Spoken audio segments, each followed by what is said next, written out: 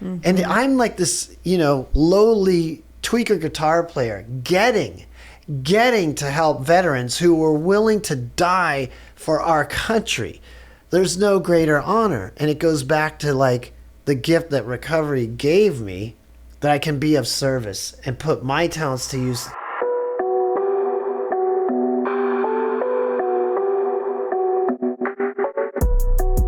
We have the amazing Wes Geer here. I appreciate. Did I say it correctly? Do I need to take two for your name? You segued right in there. I was like, oh, here we go.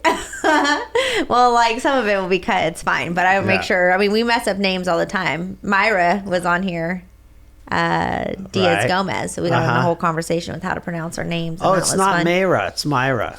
Because there's an A in there, I'm pretty sure. There is. But it's like tripping, Maria.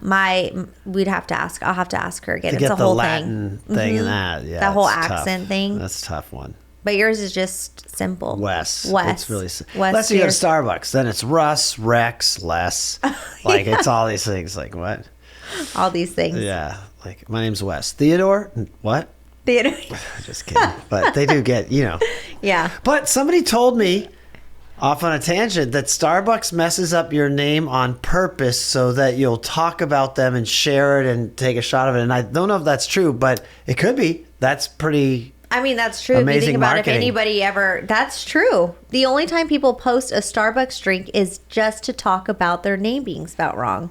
So it could be a thing. And if that was the game and I was a barista, I would just make up crazy stuff. But then I guess people wouldn't find their coffee, but I bet, Or that some even like put cute little stickers on it with little love hearts and stuff like that. Then it's like, I didn't get a love heart on my coffee cup. Yeah. There are all kinds of funky things that Starbucks does.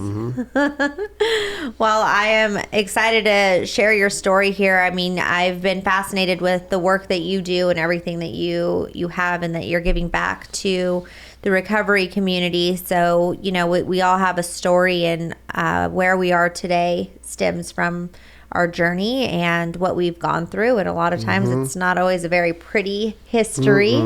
But it's relatable to a lot of people. And I think you and I are very heavy in this community, and we have a lot of listeners who are fresh in recovery, long-term recovery, curious about recovery. And so sharing hope to those that are going through it and family members is definitely what my goal is here. And so thank you for coming on and being so happy open. to be here. Yeah, this is great. Thanks for having me. I have such a great story, and it's not mine. It's the recovery community and the universe's story, and I feel indebted to share it because it is pretty cool. I don't say that with ego. It's just like, and it's all because of recovery. Because I came in lost and kind of a scumbag, right? Lying, cheating, stealing, drugs, booze, and I'm proud of who I am today. And I want people to hear, like, while you're doing this podcast, I want people to hear, like, this is what can happen for you too, Totally. Yeah. Well, I mean, I think there's just such a stigma, and I think we're changing that, platforms like this and lots of, different clips and videos, social media, podcast. I love it for the fact it's like a love-hate relationship with social media. There's a lot of things I don't like about it, but I love that there's a lot of relatable stories and resources and education as well, where we didn't have that, when we were trying to go through the process at all. It felt very dark, alone, shameful. Yeah. Where now it's like, people can relate. So tell us about your journey. I mean, where did it start for you? Well, can I just chime in on the social media thing? It's like anything in life. It is what you say it is. If social media sucks, then you want it to suck. But it could go the other way. Right now, like you're saying, we have all the information of the world at our fingertips. Sure, we understand that people are disassociating and it bums people out because they're like, I don't have six-pack abs and a Ferrari. I mean, I get it. But gosh, we're so empowered now. Right. You know what I mean? Like, I'm thinking about doing an OnlyFans. I mean, even if I make a small amount of money, that could be $300 maybe a month. Who am I to say no to this revenue? Yeah. I mean, multiple streams. Why not? I mean, I could be like, well, I don't have to get nude. I'll be like the guy who wears funny socks. Pay me $5 a month. Check out my socks and my underwear. I don't know. Yeah. The point is, the world is your oyster. Have you guys seen Scarface? The blimp goes by and it says, the world is yours, and he's like, yeah, it sure is. He's on cocaine, I think, but it really is yours, and it's all right here. So, put it to use, you know what I mean? Yeah. And like you're saying, to your point, when I was getting sober, we're all, the most interesting thing to me is all people who are looking to come in recovery, drug addicts, alcoholics, whatever you want to call it, eating disorders, they all feel, I felt, terminally unique. Oh, nobody had it like I did. It's like, it's so bizarre. Mm-hmm. It's so bizarre. Then they can go into, let's just say, for example, an AA meeting and be like, I'm not like these people. It's like, yeah, you are. Do you not hear? Like, we want to feel so different and unique. And in a beautiful way, we're unique. But in the realm of recovery, I like to explain it like this. I'm a guy who was on meth and heroin and 123 pounds, and I love whiskey and stuff. And I went to rehab and I went to AA thinking I was an addict, learned via the big book of Alcoholics Anonymous that I'm an alcoholic. And I can get into that in a minute. But I went to help via Rock to Recovery. Now we're fast forwarding. So the program that I created once I got in recovery and wanted to give back, and I started working with wounded warriors. These are people who carried large guns running through a field, watching their friends get blown up, and the stories I've heard are insane. And I found something in common with them. So the point is, when we're in that dark, horrible, lost, and hopeless place, the feelings are the same. And the tools to get out, although we might tune them different for each person, are very much the same. Mm-hmm. You know what I mean? So yeah, we don't want to force people into one size fits all recovery, absolutely. But more importantly, we don't want to think we're so different that this stuff's not going to work for us. You know what I mean? Right. And I find that that's like the key ingredient to being willing. So, to go through my story, from the beginning. It's funny how you don't know when I was going through life, and I didn't realize what was going on in my head, but I was so insecure and less than and felt unlovable on some level and was trying to overcompensate, but it was just all hidden and smashed down. I was totally not self-aware of that. But I think I had what was the perfect, what's the word? I don't know, the perfect realm for when I took the first, drink or smoked the first weed. There was a relief there that probably normal people don't get. Like, there it is. And then I wanted to smoke weed all the time. And I smoked weed alcoholically. Then I got into guitar as a form of escape because we moved a lot. So the guitar became my best friend. So smoke some weed, play guitar for 4 hours. And I didn't even tell today, and I got 16 years sober, realized, not today, but a couple days ago, that the guitar was a drug for me. Mm-hmm. Because recently I was going through all this insane quality problems, big business stuff. And I sat down to work on a song and I was like, oh yeah, this works great. It's a nice little escape. Go tinkle the keyboard for a minute. So that's what I was using just to check out. And I've always wanted to escape and check out. So for me, I was addicted to more. It started with beer. And then, my friend was really into cocaine. So I had to help him snort all the cocaine, even though I didn't like it. And then, mushrooms and acid, but that's no big deal. I would take mushrooms and go to high school and watch science, films on lizards and frogs and laugh hysterically. And everybody would be like, what is wrong with this guy? And I would fry balls. Imagine a 15-year-old watching science movies on this is how the lizard has sex or whatever. And I'm like, wow. Anyhow, that's how I went through life. That's cool. What? Y'all, this is cool. Yeah, that's not normal. What? Oh yeah, bad. But anyhow, that's what I did. And we talk about it's a progressive disease, but I thought what I was doing was normal. And so I'm going to backyard parties and everybody has hairy armpits and they're shaving, and I'm like, what's wrong with me? I'm a late bloomer, as they said, but that just fueled my subconscious insecurity. But when I pounded a bunch of beers, I could go, make out with a girl. And that was also part of my addiction. And I don't know technically if I don't think it's sex addict, but I had to have a girl, even if it was just somebody to hold hands with, to make me feel okay. So it was get loaded, check out, and then now I need a woman or a companion. That kind of sounded a little ambiguous. I don't bat on both sides of the box. Not that there's anything wrong with that. I'm just saying I personally don't. But just to paint the clear picture, I always, and that's something I'm unraveling now, that I always had to have like a girl around to make me feel better, but it was never intimate. Even though we were being intimate, right? It wasn't intimate on an emotional level. Mm-hmm. It was just, oh man, and that's a tough thing to unravel. Most of us addicts and alcoholics have those issues too, emotional issues. But anyhow, so this is a progressive thing. And I was singled out from an early age, like, Wes, you're too drunk. And it was always like, well, you guys are drinking too. Why are you picking on me? But it was always like that. Fast forward to being on tour in the early days with Head PE opening for Korn, and Jonathan Davis came out and he's like, dude, I heard you drink too much. It's like... You guys have like after parties and DJs and strippers, and I mean, I know, and you're gonna lecture me. It just didn't make sense to me, but I had that reputation. But anyhow, yeah, it was all true. It just didn't make sense to me. But the progression of the disease was, booze to beer to whiskey. But what happened was, as I had all these horribly. I was starting yet another band, which became Head PE. And I was still writing horrible songs when we started that band, but then I discovered methamphetamine. Came home too drunk, had to go to rehearsal. I caught my girlfriend and the guy who's my roommate, which means he was the guy sleeping on my couch.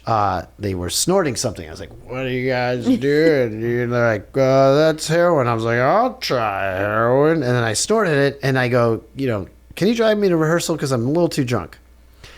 And on the way to rehearsal, I was playing guitar, and I wrote a song. I was like, man, that song's really good. Of course, it was a very fast song. I was like, man, I'm just doing really good. I thought heroin was supposed to mellow you out, man. And I was like, this sounds great. And I wrote another song. He goes, you idiot. That wasn't heroin. That was meth. Oh my God. So I was like, well, this stuff is great. You're telling me I can get face drunk and come out of it and then be writing punk songs? This is incredible. So that was my muse, and that accelerated my addiction. And that also was the thing that made me think that I wasn't an alcoholic. Anyhow, I got a record deal. You think this is funny? I think it's great. It is funny. It is, but I love that we laugh. I wasn't giving you a hard time. I love that we laugh. I do too. We have to. Gotta laugh. You gotta laugh. And it's some stupid mm-hmm. And it's like, I love laughing at your story. It's like, I can talk about my story some of it's pretty funny, but not as funny. But it's so relatable, and it's so awful at the same time. Yeah. It's so bad. It really is so bad, but it's like dumbasses, I know. The things that we really thought at that moment, but it was at the same time so fun in that moment. That was turned so deadly, so dangerous, so many consequences, where I'm sure every addict has sat there and thought, where did I go wrong? Because this isn't how it started. Mm-hmm. It doesn't start that way. And hearing those stories and the crap that you do, I mean, you can't make this up. You just can't. It's no big deal. I didn't do heroin. I thought I was going to do that, but that's fine. At least it's meth, and now I'm going to get a record deal out of it. Pretty much, yeah. Yeah, they say what? At first it was fun, then it was fun with problems, and then it was just problems, right? Mm-hmm. I mean, there's a reason we do it, and that's because it works for a while, right? And I always say, if I do a pitch for a 12-step, it's like, yeah, maybe you're a college student who's doing Adderall to get through the exams, or a wife who's like, I have 24 children, I just need 3 bottles of wine every night. There's a while that it works, And so for me, it was working. And then our band went from sucky to we're selling out clubs, and there's clothing companies putting us in ads, and we're like, whoa, this is great. So tell me I got a problem with meth. I'll be like, go check out my band, bro. Yeah. Check out my MySpace page. You could be in my top 10. But that's how it is for a lot of us, and that's why we do it, and it works. But it's like a boomerang. It comes back and it gets us. So yeah, I mean, we got flown out to meet with Jive Records, who is a massive East Coast hip hop label. And we were at the beginning, for a lot of you that probably don't know Head PE, but back in the 90s, this was the beginning of rock bands fusing hip hop and stuff with rock and punk. And we were very proud of it. Then it got super played out and everybody hated on it. Now it's all coming back because everybody realizes it was dope. And so when we were getting signed by a New York hip hop label that had Tribe Called Quest and KRS-One and all these people, on there. I don't know if KRS-One, but anyhow, legit roster.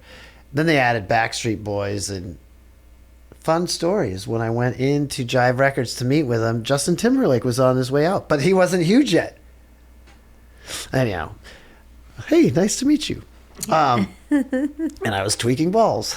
But anyhow, that's my point. We went to meet with Jive Records back east. We were so pumped up, and I'm in a meeting at a table like this with executives, money's flying around everywhere for these giant mega stars, and I'm 123 pounds. I was like 6 feet tall. I'm over 6 feet tall. So I was, easily 40 or 50, 60 pounds underweight. And I'm like, yeah, we want to be famous. I was, whatever I was saying, That's how it was, yeah. And to circle back, the thing that we get to laugh at this, in a point I like to make is like, it's interesting that people want to go into recovery on their own. I'm fine, I got this. They don't want to go to an AA or an NA or any, smart recovery or any rehab. Why do it alone? And the thing is, if you are out there struggling and you go tell like how you had some crazy story to somebody, they'll be like, You got a problem? You should check that out. What do? We're like, oh, yeah, I totally know what you mean. I did that too, Come, hang with us. Yeah. We get it. Yeah. We get it, Anyhow, so yeah. I got a record deal on piles of methamphetamine and toured the world, and then did that for like 8 or 10 years, trying to control it. Mm-hmm. And then I ended up in a rehab. Did your whole band use... Or is this why you were singled out as you were known as the one that drank too much? I was talking to my girlfriend about this. I feel like I've been kind of an influencer before it was a thing about social media, because I always got my friends into what I'm into. Misery loves company. So I don't know how it happened, but my singer and I were fully tweaked out. Then we got the guitar player fully tweaked out, and this is how we were going. By the time we went out, because I knew we had to get out Huntington Beach to do our first record, This Is Head, we went to record at Longview Farms, Rolling Stones and Sarah McLachlan, all these legendary artists recorded there. We were having the meth sent in, because if we ran out of meth, I was going to sleep for a week straight. Well, that kind of turned into now the other members are all on meth for the experience. And that turned into when we went to mix the record, the singer and I were going in the storage room and doing meth like it was cocaine. For those who don't know, you could do a little meth. If you haven't done it before, you're good for 3 days. You're going to go. Cocaine is something you do a lot of. We were doing meth like cocaine, meaning like large amounts. Anyhow, then we were talking to our mixer. I won't name his name. And he said something. I read this article about methamphetamine and how you can have great sex. And we're like, looked at each other like, well, just so you know, we happen to have some. So we got our mixer on meth, and the record label's calling him going, why are these mixes taking 3 days? They're usually a day a mix. We're like, well, we can tell you why, but we're going to be done soon. I promise. That's how that went. I'm kind of all over the place, but you want to reel me in and give me some direction here? No, I think this is great. I mean, so all of you guys, now I got to ask, what was your family system like? Were you close? Was your family in support, like, of you with all this? Were you not close to your family and completely on your own, and your band became which I'm sure they became your family anyways, but. Yeah, my parents divorced at 5, when I was 5. That ended up being emotionally traumatic for me, and I'm not playing the victim here, but I had to unravel it later because some of the imprints it did on me for kind of the lens I saw the world, and not feeling lovable or good enough and going into perfectionism and stuff. But I had great parents. My dad was great. guy, and my mom is amazing. And then they both remarried, and I was going between. And I got kicked out of high school for smoking weed. I was living with my mom at the time. She remarried a police officer, Dave Brokaw, amazing man, has been a great stepfather for me. But that comes with challenges too. He was a very strict guy, and you know, just families in general are emotionally challenging. But to answer your question, when I got kicked out of high school for smoking weed, I went to live in with my dad because I knew I could grow my hair and kind of run amok. I knew it would be a lot easier over there than living with mom and a police officer. Simple math on that one. And so I did that. And then when Head started doing well, but my mom helped me get a really good job at one point. So I got kicked out of high school. Then I was working at Domino's, Carl's Jr., McDonald's. I got fired from all the fast food chains you could work at, basically. Living in my car. My mom helped me get a job at a place she was working at. And I started doing really well. I got plugged in, and I was a weekend warrior. Pitchers of beer and tequila. But then I discovered the meth, and Head started doing really well, and I went off the rails, and I got myself fired so I could get unemployment. That's when I started avoiding my family, because while meth was my muse, I was like, I can't see my family. I'm going to pierce my nipple. Keep in mind, this was new stuff back then. Yeah. And I'm going to do some crazy shit. And I just wanted to go into the dark abyss of being an artist. Because the stuff I was doing before it felt dorky and not cool. And so I wanted to go into the dark abyss as an artist, and kind of get lost in that. And it actually worked for me. So yeah, I kind of went away from the family and hid from them for years. Matter of fact, when I was getting my record deal, my mom called my best friend and was like, "Have you talked to the West lately?" He's like, "Yeah, he's in New York getting his record deal." She's like, "Are you sure? Really?" Because it was hard for her to even believe, you know? Yeah. So you said after some time, then you entered treatment. You went to rehab? Yeah, so I toured with Head for, about a decade, and I got off the meth and was trying to, one of the key things it says in the big book of AA, control and enjoy. Those two things can't exist for me, so I was like playing the show, get drunk, go right to bed, because I would just drink a couple massive drinks and go, I better go hide now. But yeah, me and the singer were we had this issue we couldn't get over. I don't even know if we've got over it today, although I think we both love and forgive each other. We haven't really completely mended fences, but this thing we couldn't get over, and it got really ugly, and it was miserable because he was like my best friend. You're traveling around the world in this metal tube with each other, the tour bus, and one night it got ugly between he and I bailed. And then what happened at that moment, and this was cool in my recovery, when I went to rehab, the guy had me do a timeline of like my drug use and like key moments in my life. I don't know what you call them, maybe emotional moments or whatever. Well, right when I quit my band, that's when I picked up meth and heroin together, because my problem before was I was doing meth and drinking. But if I do meth with heroin, I could go to the office and work. Oh my God, this is incredible. It made so much sense.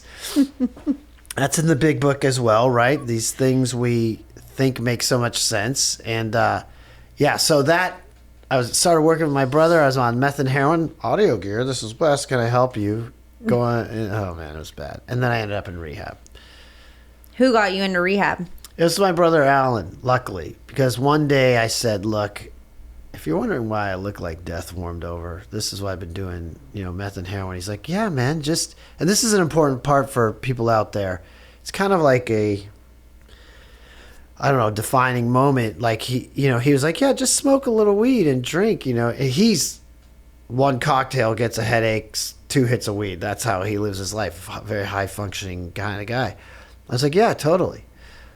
Well, that would work for a week or so. Then I would say, well, I have a drink. I'm going to go have a beer. That was boring. I'll have a shot of Jaeger. Well, I'll go see my friend. Next thing you know, I'm on coke for a week and going, how did this happen? So then when I failed all these tests that he was giving me to like get my life in order and stay off the heavy stuff or whatever, I ended up in rehab. And then I got in the big book. It's like, you have this allergy. I was like, oh. So I don't have to drink beers all day to be an alcoholic, but what makes me personally an alcoholic is that when I drink beer, I want more that leads me into Jägermeister, meth, heroin, cocaine. I lose all control. So that's how I figured that out. Well, I didn't. That's what they taught me. That's what they taught. So where did you go to treatment? How long was your program? So when the hammer came down on the family, and I was like, well, all right, I'll go. Okay, so here's something else like this, share. So the hammer's coming down. My brother fires me from the day job he gave me, and he's like, you could do whatever you want. You're fired, but if you get help, then maybe you can come back and work with me, or you're on your own. And then at that point, I was like, well, I got like $1,000 in the bank. Maybe I should go to Thailand and ride some elephants. True story. I really thought about that. I thought that's what I need to do. And then something hit me. It's like, dude, you're out of control. You're going to go to Thailand and you're going to be snorting meth off the elephant's tail or something like that. Didn't you hear the meth in Thailand? So good. No, I don't know. So then I was like, well, you guys got to find me a rehab. And they're like, no. So that I had to find my own rehab. And I picked a place because there's the only place that said I could go for 30 days. And it's called Newfound Life. It's still around in Long Beach. But at like 16 days, I was like, oh, hell no. I need another month. And it wasn't so much that I felt like I was going to drink or use. It was that I could tell that my head was just starting to come out of my ass. Mm-hmm. It's a funny way of putting it. Like, I could tell how lost I was. I could tell. And that's something I noticed, too, in Rock to Recovery, which we'll talk about that in a minute. But when I run sessions, and one of the most beautiful things of going back to help others who are new in recovery is you see yourself and how crazy you were. Mm-hmm. But you can't see it when you come in. Mm-hmm. You'll acknowledge, like, well, I shouldn't have done this, and maybe I shouldn't have pulled my gun out, and, I crashed my car, whatever. I cheated on my wife. But it's like you just can't see the depth and the anxiety and, newcomers. I'm just talking alcohol newcomers. They're like, they can't stay focused. They're just like, it's like, yeah. It's true. It's true. I mean, and what's hard now is like it's treatment's so limited. But, when I went to treatment, it was 7 months. And like you said, just after your mind is barely starting to clear up, barely. Where I remember tripping out seeing trees. It was a thing I never even thought of before, where I'm like, oh my gosh, are they always this green? Like, am I tripping right now that I'm sober? Because and my mom she started tripping out. She came to visit and was like, why is she? I was like, everything is so bright. Like it almost hurt a little bit, Cool. And that was after, I don't know, 30 days. I mean, I had a detox in jail, which wasn't pleasant. Love to hear more about that. Oh man, that was, we'll save that story for another day. But that's why I started my program, is I wanted a comfortable detox place for people to go. I didn't have that luxury. But, it takes time for your mind to clear up. I mean, when you're slamming that much dope every single day, 30 days isn't enough. Mm-mm. It's not enough, Mm-mm. And so I say that with love, because I understand a lot of people, 30 days seems like a lifetime when you're thinking about committing to that, but it's nothing. It goes by like that, And the way you really see it is with recidivism, the people who go again and again and again. It's like, build your house on a firm foundation, not a castle made of sand. People are so in a hurry. One thing I don't even give myself credit for, but I'm just so happy that this hit me, is like, when I think I was in rehab at 38, when in my life ever again as an adult am I going to get to sit somewhere where the entire focus is on improving how I function as an adult? I don't have to work. Mm-hmm. I don't have to worry about food. I don't have to do call, but just focus on me. And that hit me, because I was like, as soon as I go about there, it's on. Get a job. How much money are you going to make? What are you going to do now? Da, da, da, da, da. And it's so funny to me that so many people in treatment are like, I got to get a car. I got to make money. It's like, no, you don't. Don't worry about that. You're in treatment. Take this time and tune yourself. Dig into the shadows, the trauma, the hurt, the pain, the that you don't know about yourself. And and the digging and that kind of stuff can go on for a lifetime. And people are like, no, I got to get back to the hustle. The hustle. Hope to hustle. But that's a good kind of hustle. Right. I mean, and it's take the time. I think it's just so hard when you're in it. And I get it. It's so hard. But like you said, I mean, to me, I like to use the word gift, because treatment is not a punishment. It's not because you're a failure. It's not because you couldn't do it. You know, I know that pride comes before a lot of people when going into a program. It truly is a gift and opportunity, like you said, to take time to yourself. When can you ever do that?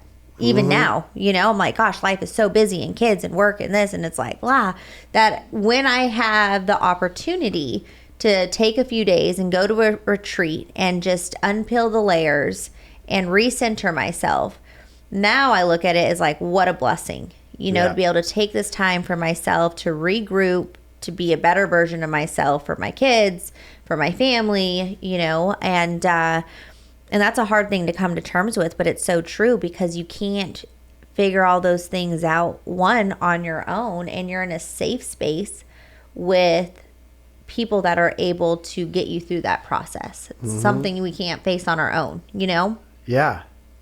Tissue break. Watch, this is great. And I can come back in. I took a COVID test, so I was clean. Another thing that I think about too is, check this out. If you're in rehab, you're there because you're a danger to yourself. Let that sink in. I was trying to think here. I don't know that there's an exception to that rule, but if you go to rehab, it's because you are a danger to your own survival. It's insane. And then another thing is, like, I like to think of, like, this thing that's coming up for me is like this boxing analogy. Let's say you're going in and because this is life. Life can be a fight, right? It's tough out there. And this guy, whatever, the opponent just is demolishing you, right? He's got some skills you don't have. Like, rehab is about going into the world when you figure out what I don't want to say weaknesses, but the things that are holding you back. That's really it. So we all have these things in our life, whether it's child trauma or sex trauma or whatever, unhealed wounds or whatever.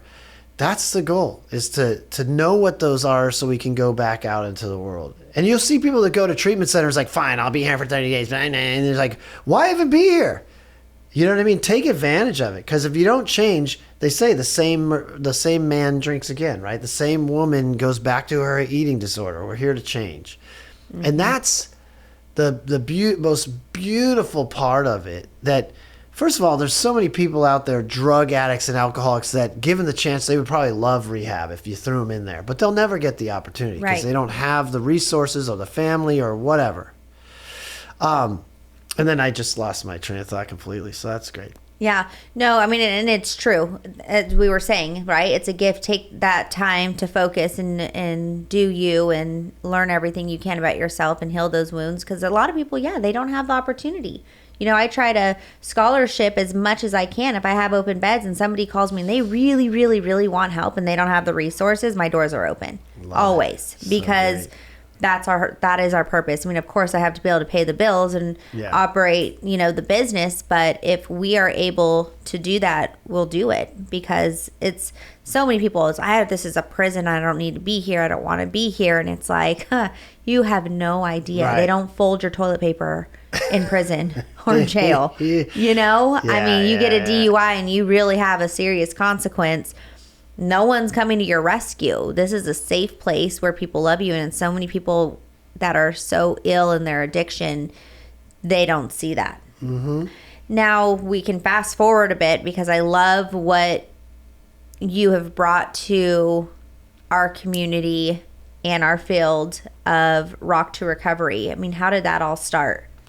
Yeah, this is great. We were just talking about this. So this is the gift. It's like not about just not using. It's this recovery world or realm or process is a lifelong journey of continually self-appraising and becoming a better person and digging, right? And in that, you watch people that have these incredible stories. Look at you. Look what you're doing. Wow, this is like amazing, right? Look at you. I got the Korn gig Okay, so I go to rehab. My life's over. And this is something I love to share, is because when we're new, our brain lies to us, meaning it tells us how recovery is going to be, yet we have nothing to base it on, right? We have no long-term recovery, not just absence, to base what life's going to be like. So my brain said, you can't do music anymore. It's over for you, blah, blah, blah. But what happened is a couple of years in, I had this calling, like I'm just supposed to play music again. So I got really into meditation for manifestation by Wayne Dyer. Look it up.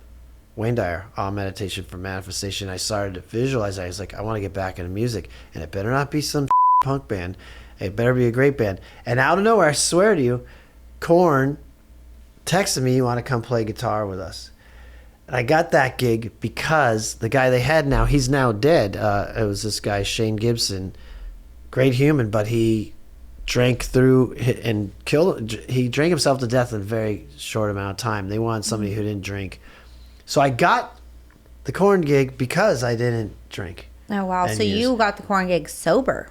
Because I didn't drink and use. What did my brain say? It's so important. So what's your brain saying to you right now that's absolutely not true? You know what I mean? That's what brains do.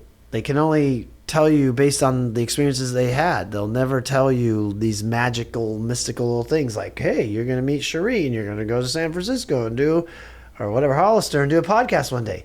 Your brain can't imagine all those miracles. I got the miracle of the Korn gig because they wanted a sober guitar player. I got to tour with them, go around the world completely sober. People ask, was that hard? No, I'm an AA, and I do 12 steps, and I've gone to meetings in India and Germany and, UK, all over. I got my crew worldwide. I got a crew that will support me in my recovery. What? That's cool. I think, so honestly, cool. I think you're the first person I've met that's been able to participate in meetings across different countries. Yeah, it's so cool. So it's so funny because if you're talking about social media, everybody wants to be rad and, VIP. Well, I can go to any country anywhere. And if I go, hey, I'm Wes, I'm a touring musician. If I go into an AA meeting, let's say, or it could be NA, whatever. Hey, I'm a touring musician. I'm in town, whatever. People will be like, yo, what's up? Let's go eat dinner. I'll show you around. I'll get love and support worldwide. Mm-hmm. And that's an amazing thing. So that's what I did. And, it was cool. I went to, like I said, a meeting in India, and the 12 steps were in Sanskrit. It's like, this is so cool. Anyhow, so that gig was coming to an end, and I went into self-pity, like, thanks, universe. I had the gig of a lifetime, because getting the Korn gig was like everything that they told me recovery would be. Like, you'll live a life beyond your wildest dreams. So I got the best music gig of my life ever. Well, now I was going to be unemployed. What the do I do now? Pardon my... But that's what I said. And I was in self-pity. I was probably in my 40s and just lost. And then I remember what we were taught in recovery. It's about helping other people. So I said, okay, God, universe, whatever you are, I'm not here to suffer. Humans aren't put here to suffer. So if I'm supposed to be sober, and I'm supposed to be a musician because that feels like my calling, how can I be sober and be a musician and help other people? That was the key. I swear, if we can all pray or ask the universe or your higher self, whatever you want to call it, how can you do what you love and help other people? I think that's the key to the universe.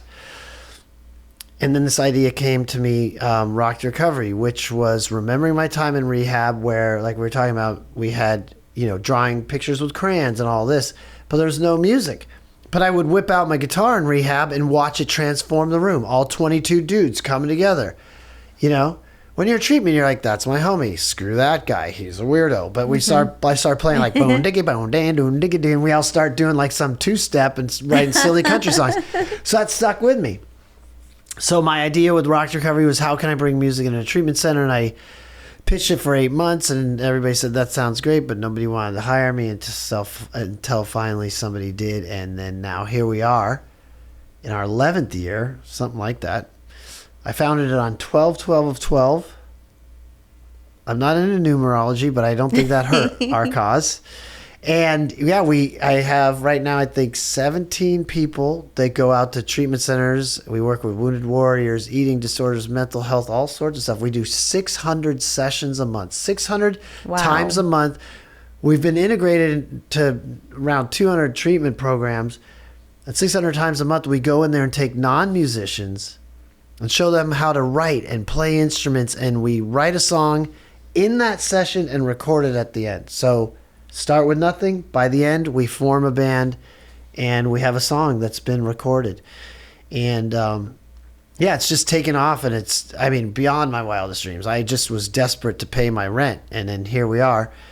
And it's just a testament to like how magical this whole thing could be when we get out of the way, you know? Mm-hmm. That's amazing. What has been your greatest experience for somebody else through Rock to Recovery?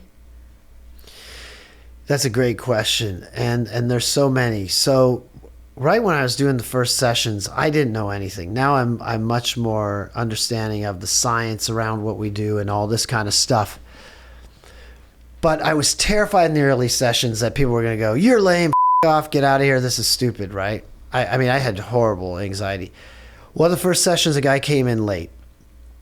And he was a junkie who was dope sick. And so he was, you know, fever, chills, you know, defecating himself, can't sleep, suicidal. And he's like, "What are you doing here? Why is there music here? I came to rehab. I'm trying to do recovery. This is lame." I go, "I hear you, dude. Check this out. We're writing a song." Actually, this one happens to be around shooting dope and all that stuff.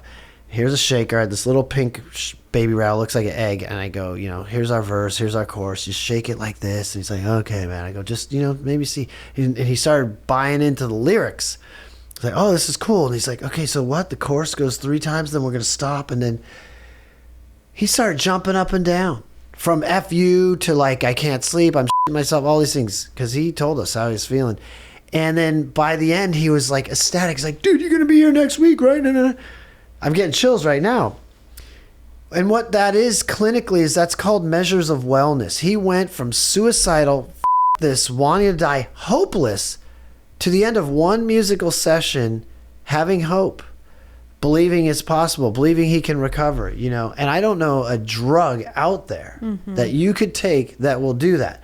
I'm not saying Rock to Recovery is the be-all, end-all. I'm just saying we need a multi-pronged approach here, and our prong is pretty magical sometimes. Yep. You know what I mean? That guy, and I've seen, you know, we have stories like with Wounded Warriors. This woman came in, she served, and she had like hundreds of surgeries trying to repair different parts of her body, and she's like, "I haven't sang in, you know, since I was a little girl." She's in a wheelchair, and then we had the mic, and she just goes and starts singing.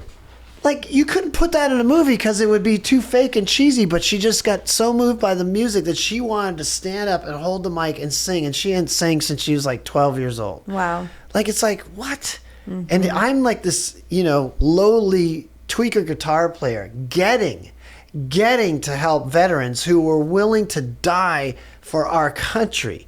There's no greater honor. And it goes back to like the gift that recovery gave me, that I can be of service and put my talents to use, not for like, "Hey, check out my band and buy a t-shirt."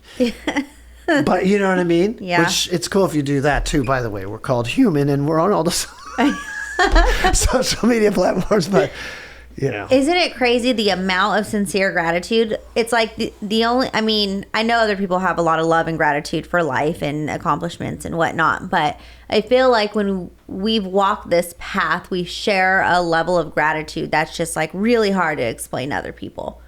People who've gone through the trenches of just pure chaos, hurt, lost, hopeless, to make it on this end of it and think, wow, right? Like you said earlier, our brains can't show us what's the future, and we can't even put all this together. We would never even expect any of this.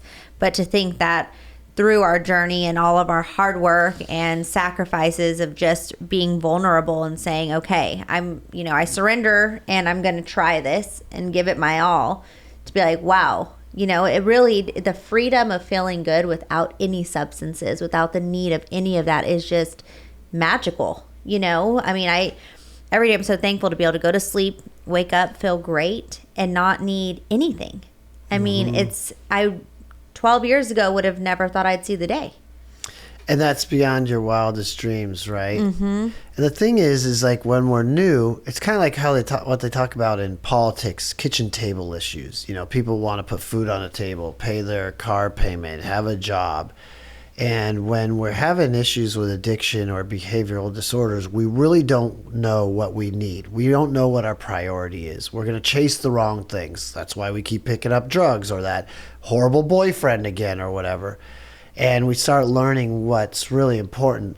And what I learned in my journey of recovery, like for me, it was like I needed money and I needed a girl and I needed to smoke lots of weed. That's what a good life. And yeah, it's just like, no. Now, being a transformed human, I know that true happiness is not the car, the money, the girl, the shoes, whatever. It's fulfillment. And fulfillment, it comes from doing what you love and feeling good about it. And feeling good about doing what you love is when we're of service to other people. It's like no matter what you do, we're all of service to other people.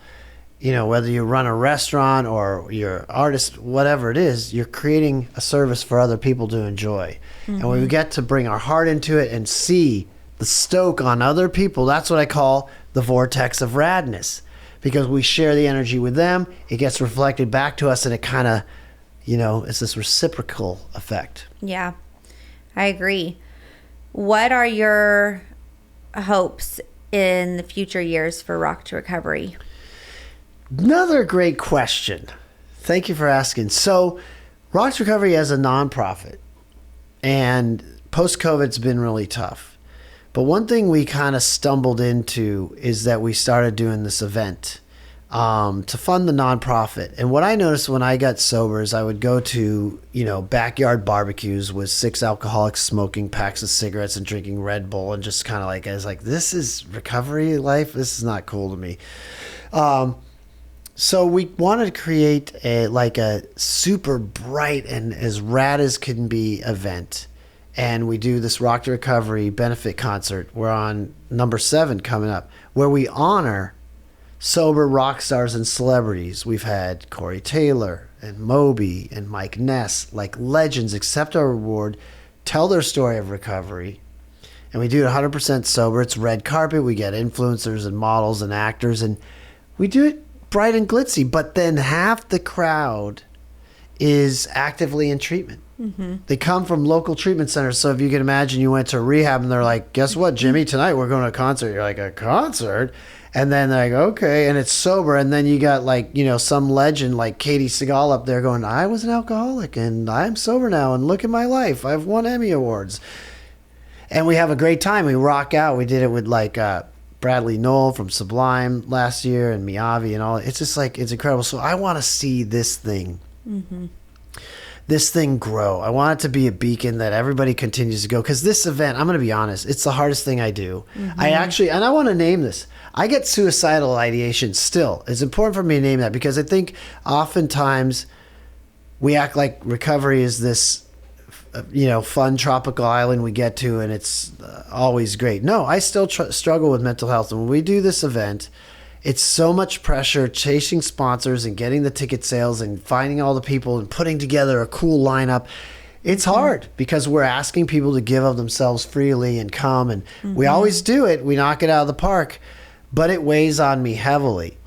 So my dream is that this thing grows and can continue to be the beacon it is. One of the other things you asked me, like the great stories of Rock to Recovery. Last year we had a girl, Brianna Reed. I think she's 15. This young girl who got reintroduced to music through our program, who stood on stage and said, when I was in the darkest place, Rock to Recovery was the light that helped save my life. I want to keep doing this. I want it to get easier because I can't keep going at this rate forever. Right.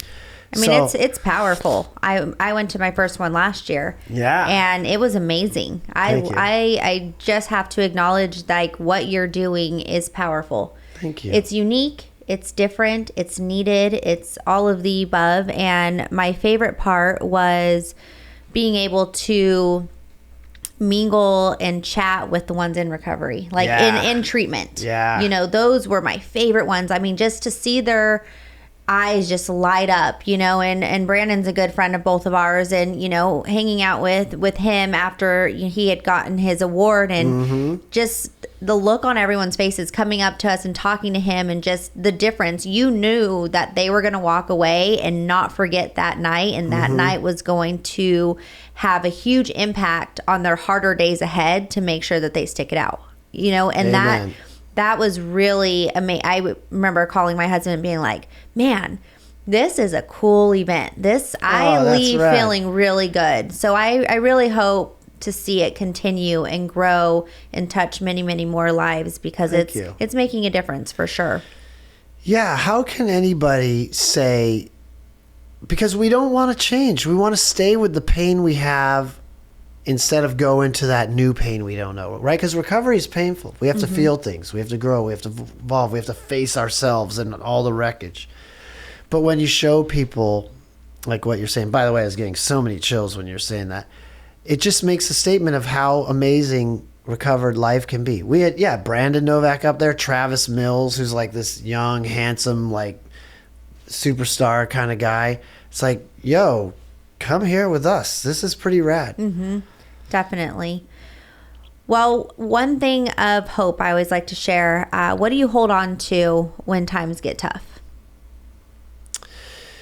Yeah, times do get tough. I had a fit of depression not even that long ago. I hold on to my practices. I'm a big meditator. I believe, I read all sorts of spiritual books. I'm not like into the church per se or religion.